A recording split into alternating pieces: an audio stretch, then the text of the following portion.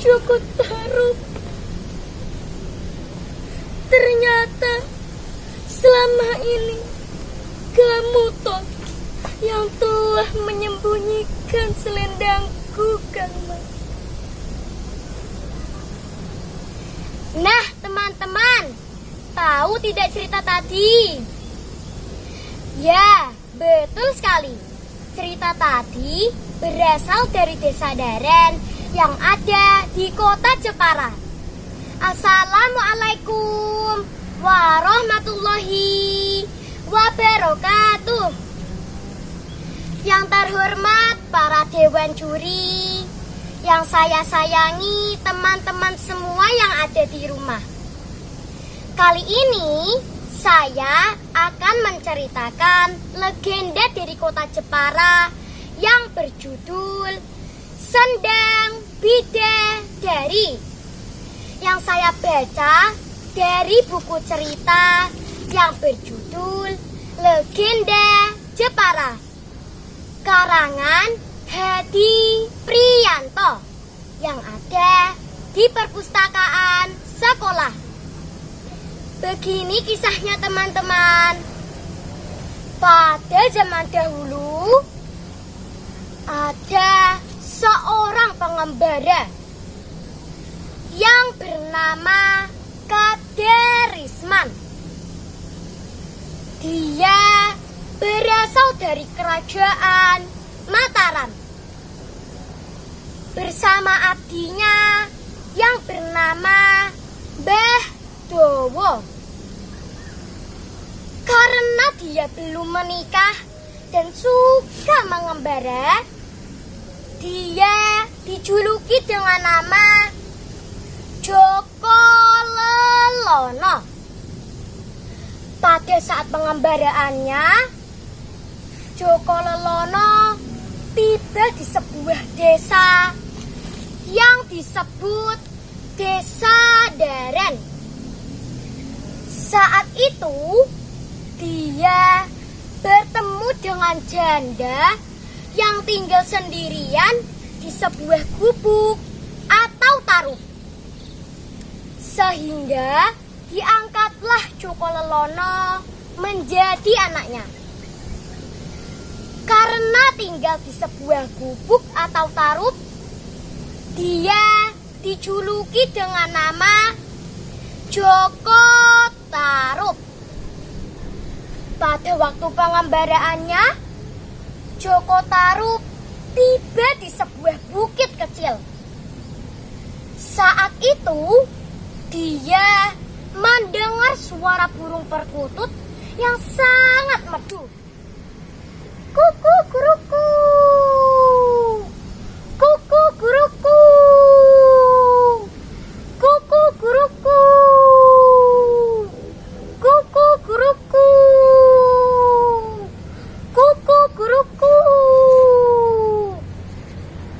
Wah, suara apa itu?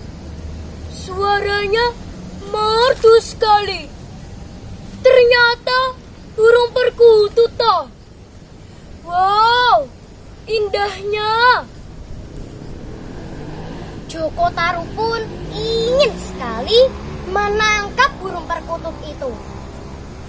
Joko Tarub diam-diam mengendap-endap. Pada waktu Joko Tarub mengendap-endap, Joko Tarub mendengar suara orang yang sedang mandi. Karena Joko Tarub penasaran, Joko Tarub tidak jadi menangkap burung perkutut itu.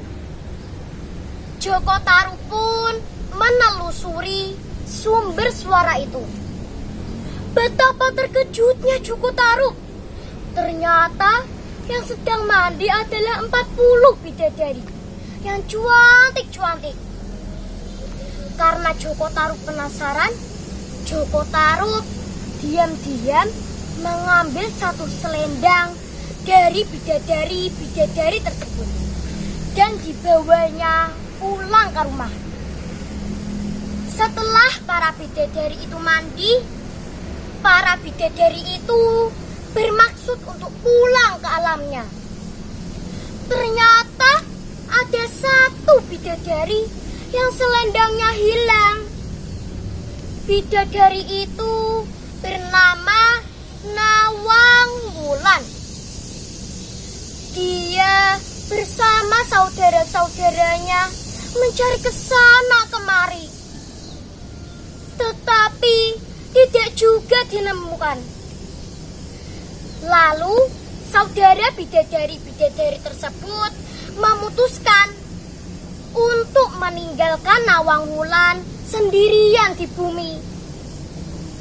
Nawang Wulan tinggal sendiri di bumi dan tidak mempunyai sanak saudara, sehingga Nawang Wulan merasa sangat kesepian dan sengsara.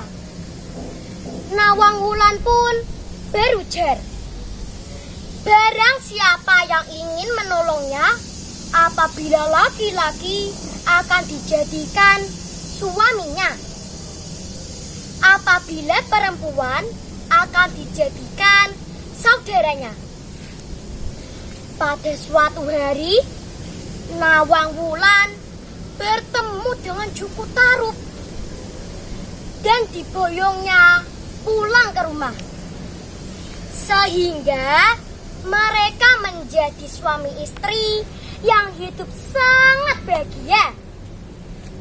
Mereka pun dikaruniai seorang anak perempuan yang sangat cantik. Anak itu diberi nama Nawangsih. Setelah Joko Tarub menjadi suami Nawang Wulan, Joko Tarub merasa heran karena persediaan padi yang ada di lumbung tidak habis-habis. Nawang Wulan pun pernah berkata kepada Joko Tarub dan keluarganya, apabila Nawang Wulan sedang memasak, agar tidak ada yang mengganggu dan melihatnya. Karena Joko Tarub penasaran, pada waktu istrinya mencuci pakaian, Joko Tarub diam-diam membuka tutup kuali istrinya yang dibuatnya untuk memasak.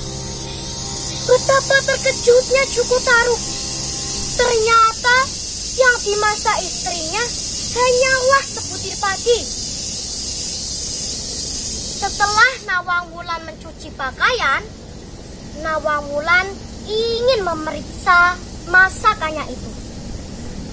Ternyata sebutir padi yang dimasaknya tadi tidak bisa menjadi nasi. Nawang Wulan pun menjadi curiga dan berpikir pasti ada yang melihat masakannya itu. Kang Mas Joko Tarub, apa kamu tadi yang membuka tutup kuali ini? Maafkan aku, Nawang Wulan. Aku tidak bermaksud seperti itu. Nawang Wulan pun minta dibuatkan lesung untuk menumbuk padi menjadi beras. Sejak saat itulah padi yang ada di lumbung menjadi habis.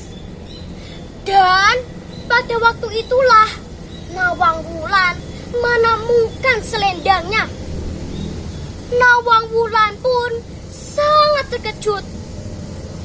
Ternyata selama ini yang menyembunyikan selendangnya adalah Joko Tarub, suaminya sendiri. Setelah Nawang Wulan menemukan selendangnya, Nawang Wulan bersama anaknya yang bernama Nawangsih segera menjumpai Joko Tarub dan pamit kepada Joko Tarub untuk pergi meninggalkannya. Nawang Wulan pun berpesan, jika ingin bertemu dengan anaknya, Joko Tarub harus membuatkan anjang-anjang yang di bawahnya diberi sekam dari ketan hitam yang dibakar. Oleh karena itu, sampai sekarang masyarakat desa Daren tidak ada yang berani membuat anjang-anjang. Termasuk rumah tingkat, tidak berani menanam ketan hitam. Sampai sekarang di desa Daren masih ada petilasan makan Joko Tarub yang dianggap sebagai cikal bakal desa Daren yang diperingati setiap tanggal 29 Suro. Untuk sendang bidadari, setiap malam Jumat Wage banyak masyarakat melakukan ritual mandi di sana. Konon ceritanya, apabila seseorang yang mandi di sendang tersebut, maka wajahnya akan memancarkan sinar yang sangat indah. Sejak saat itu, sendang tersebut diberi nama Sendang Bidadari. Demikian cerita dari saya. Lain kali, dengarkan ceritaku lagi ya teman-teman. Apabila ada sumur di ladang, boleh kita menumpang mandi. Apabila masih ada umur panjang, boleh kita berjumpa lagi. Wassalamualaikum warahmatullahi wabarakatuh.